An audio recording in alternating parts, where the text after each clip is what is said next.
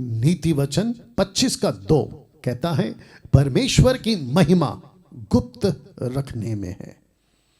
परमेश्वर की महिमा गुप्त रखने में है। अब इसका आगे का लाइन पढ़िए, परंतु राजाओं की महिमा गुप्त बात के पता लगाने से होती है। गुप्त बात के पता लगाने से होती है। आपने कभी पढ़ा था इसको? शुक्र है कि यह वचन मेरे हाथ लग गया और मैं आज आपको समझा पा रहा हूं। परमेश्वर की महिमा गुप्त रखने में, परंतु राजाओं की महिमा गुप्त बात के पता लगाने में है।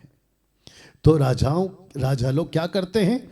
जो बातें गुप्त हैं, मिस्ट्री हैं, रहस्य हैं, छुपी हुई हैं, नहीं जानते, राजा उसको पता लगाता है।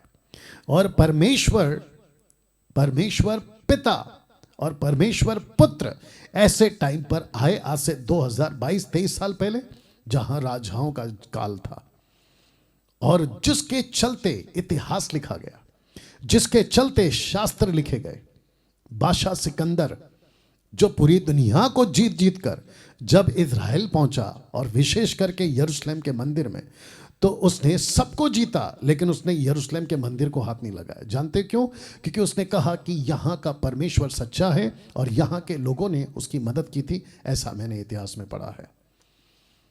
तो इसका मतलब क्या है कि जितनी भी मैन्युस्क्रिप्ट्स हैं जो लिखे गए थे, जिसको कहते हैं परमेश्वर के वचन, ओरिजिनल मैन्युस्क्रिप्ट्स, आज तो खैर नहीं है, आज हमारे पास में कॉपीज ऑफ कॉपीज हैं। उस वक्त जो सामग्री जमा करके रखा था शास्त्रों का, वो राजाओं, महाराजाओं और उस वक्त के नबी, शास्त्रियों और उस वक्त के परमेश्वर के लोगों ने जमा करके रखा था।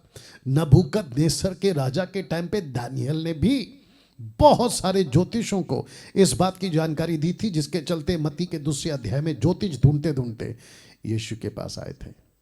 तो इन सभी बातों को नीति वचन कहता है। और नीति वचन का लिखने वाला कौन है? खुद राजा सुलेमान, किंग सोलोमन। वो खुद कहता है परमेश्वर की महिमा गुप्त रखने में है, परंतु राजाओं की महिमा गुप्त बातों के पता लगाने से होती है। आइए पता लगाते हैं। एक ऐसा राजा था जिसकी एक पत्नी थी और राजा का नाम था पिलातुस और उसकी पत्नी। लिखा है कि जब वह, यानी ब्रैकेट में पिलातुस, न्याय की गद्दी पर बैठा हुआ था, तो उसकी पत्नी ने उससे कहला भेजा कि तू उस धर्मी के मामले में हाथ ना डालना, क्योंकि मैंने आज स्वप्न में उसके कारण बहुत दुख उठाया है। यह किसकी पत्नी है? राजा की पत्नी है। क्या प्रकट कर रही है? वो धर्मी है। अब इसको देखिए, एक राजा और था जो इजिप्ट का था, फिरौन का, मिस्र का फिरौन राजा। निर्गमन 18:11, एक्सोडस चैप्टर 18:11 लिखा है कि अब मैंने जान लिया है। कौन कहता है? राजा कहता है, फिरौन कहता है अब मैंने जान लिया है। जानना चाहते क्या जान लिया है? कहता है कि यहोवा सब देवताओं से बड़ा है। आप गूगल में जाइए, विकिपीडिया जाके टाइप करिएगा कि इजिप्ट में कितने देवता होते थे। मोर देन 2-3 और उनका जो देवता है उसमें मेंढक होते थे, उसमें सांप होते थे, उसमें उखाब होता था, उसमें गाय का बछड़ा होता था। तो ऐसा व्यक्ति जिसने, जो खुद को राजा कहता है मिस्र का, वो कहता है कि मैंने जान लिया है। तो गुप्त बातें, राजाओं के काम क्या है? गुप्त बातों को प्रकट करने में महिमा।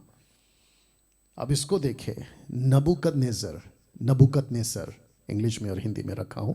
इस व्यक्ति ने क्या कहा था सुनिए।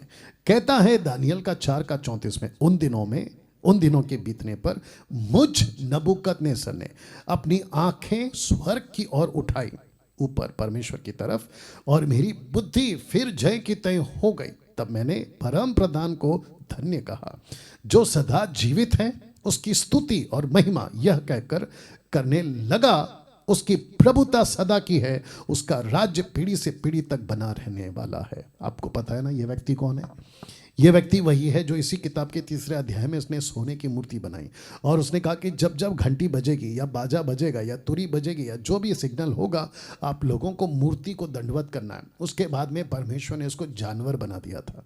ये घास खाने लगा था, जानवर की तरह रेंगने लगा था, पागल हो गया था। तब जाकर कहता है कि मुझ नबूकदनेस्सर ने अपनी आंख स्वर्ग की ओर उठाई, मेरी बुद्धि फिर से जय की तय हो गई। मतलब मैं पागल से ठीक हो गया।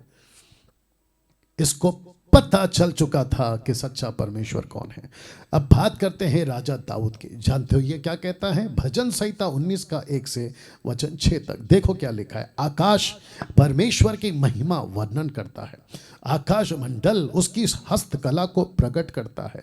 दिन से दिन बातें करता है, रात को रात ज्ञान सिखाती है। ना तो कोई बोली है ना कोई भाषा जहां उनका शब्द सुनाई नहीं देता, फिर भी उनका स्वर सारी पृथ्वी पर गूंज गया है। उनका वचन जगत की छोर तक पहुंच गया है। उनमें उसने सूर्य के लिए एक बड़ा मंडप खड़ा किया है जो दूल्हे के समान अपने कक्ष से निकलता है।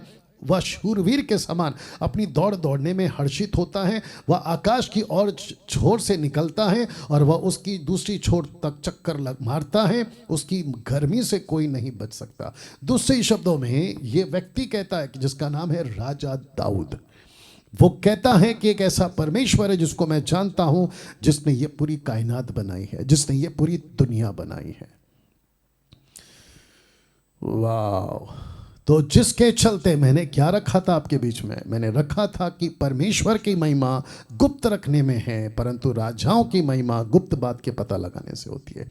तो जिसके चलते पिलातुस, फिरौन का राजा, और उसके बाद नबूकदनेस्सर, और उसके बाद में राजा दाऊद आपके बीच में रखा है। इन सभी ने, और ऐसे न जाने कितने हैं और कितने लोग ऐसे उन दिनों में थे जिनकी हिस्ट्री अगर मैं निकाल कर यहाँ पे रखूं तो आप सोच भी नहीं सकते हैं कि कई लोग या कई ज्ञानी जिन्होंने परमेश्वर के होने का पक्का प्रमाण दिया है।